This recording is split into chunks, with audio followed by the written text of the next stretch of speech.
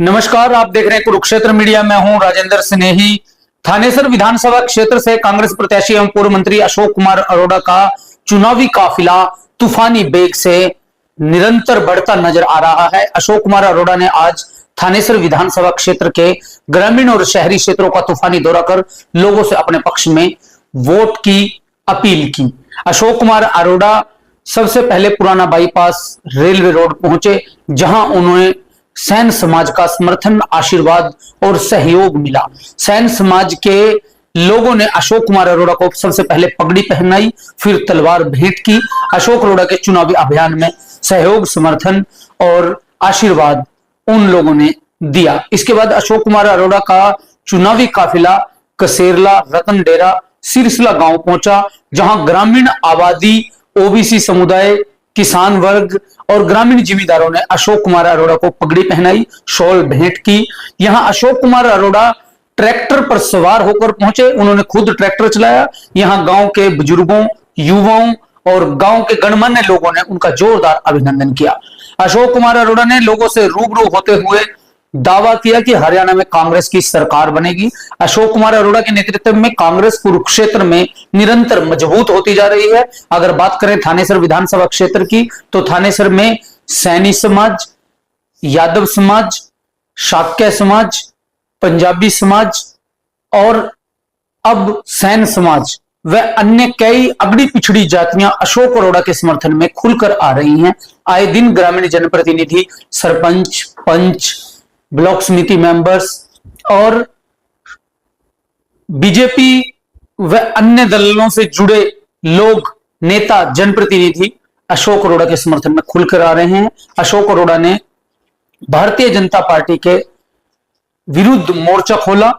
मौजूद नेता और बीजेपी प्रत्याशी राज्य मंत्री सुभाष सुधा पर भी सवाल खड़े किए। उन्होंने कहा कि लोगों को डराकर बदले की भावना से राजनीति जो यहां चल रही थी उसका अंत तय है। अशोक अरोड़ा ने दावा किया कि कांग्रेस जनहितैषी पार्टी है, धर्म और जाति से ऊपर उठकर काम करती है। कांग्रेस आ रही है, भाजपा जा रही है।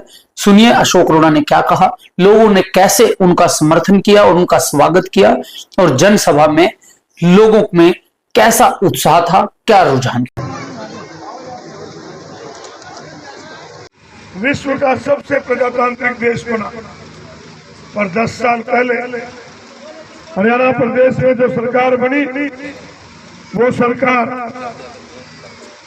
तानाशाह सरकार बन के रह गई। वो लोकतंत्र की बजाय लखतंत्र से चलने लगी। जो भी वर्ग उनके पास गया उसको अपमानित करने का काम पिछली सरकार ने किया। मैं याद दिलाना चाहूंगा तुम्हें कि हमारे किसान भाई जब दिल्ली जा रहे थे, दिल्ली के अंदर 3 जो काले कानून थे उन्हें रद्द कराने के लिए जा रहे थे, तो हरियाणा प्रदेश का मुख्यमंत्री मनोहर लाल अपने कार्यकर्ताओं को कह रहा था कि लठ उठा लो, 6 महीने जेल का जाओगे तो नेता बन जाओगे। ये अहंकार था मुख्यमंत्री का। हमारे सरपंच गए तो उन पे भी लठ बरसाए, आशा वर्कर गई तो उन पे भी लठ बरसाए। एक महिला चली गई मुख्यमंत्री के पास कि मेरा बेटा बेरोजगार है, हम गरीब परिवार से हैं, इसको नौकरी दे दो। मुख्यमंत्री कहता है कि चांद पे भेज देंगे, चंद्रयान में वहां जाकर नौकरी कर लेगा। मजाक उड़ाने का काम। साथियों, आज जरूरत है इस बात की कि जो ये कह के वोट लेके गए थे, वोट तो लिया था महंगाई कम करने के नाम पे, बच्चों को रोजगार देने के नाम पे, किसान की आमदन डबल करने के नाम पे, बेरोजगारी को खत्म करने के नाम पे। कसेरला गांव के सम्मानित बुजुर्गों, माताओं, भाइयों, बहनों, बच्चों, आपके बीच में आने पर आप लोगों ने स्वागत किया, इसके लिए आपका धन्यवाद करता हूं, आपका आभार व्यक्त करता हूं। 5 अक्टूबर को हरियाणा विधानसभा के चुनाव होने जा रहे हैं। आज हम सभी कांग्रेस पार्टी के कार्यकर्ता आपसे आपका सहयोग व समर्थन मांगने के लिए आपके पास आए। भारत के संविधान के निर्माता बाबा साहब भीमराव अंबेडकर को नमन करते हैं कि जिन्होंने संविधान के अंदर हमें वोट का अधिकार दिया। देश की आजादी से पहले वोट का अधिकार कुछ बड़े लोगों को हुआ करता था, बहुत बड़े बड़े जागीरदारों को, जेलदारों को।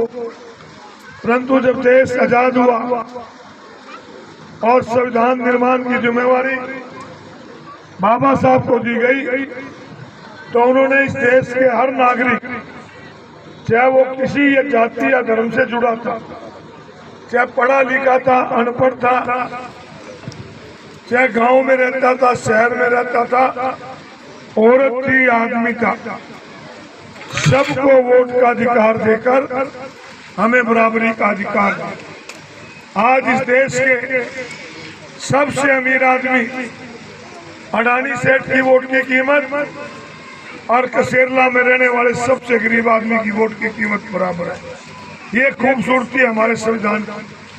साथियों, हमारा ये हताश हुए बेरोजगारी की वजह से, आज अपराध की तरफ गए, विदेश की तरफ गए। इस सरकार ने रोजगार नहीं दिया। 2 लाख पोस्टें खाली पड़ी हैं।